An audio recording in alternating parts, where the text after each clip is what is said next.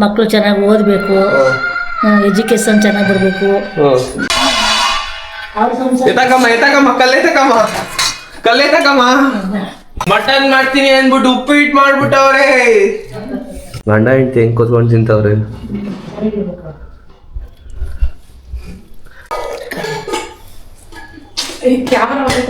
ಅಷ್ಟೇ ಇದ್ನ ಹಾಕೋ ಇವಾಗ.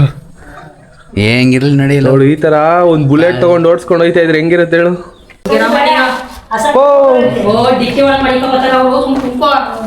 ನಮ್ಮ ಮನೆಯಿಂದ ಇವಾಗ ಎಲ್ಗಪ್ಪ ಹೋಯ್ತಾ ಇರೋದು? ಗಾಯ್ಸ್ ಇವಾಗ ಇಲ್ಲಿ ವೆಯ್ಟ್ ಮಾಡ್ತಾ ಇದೀವಿ.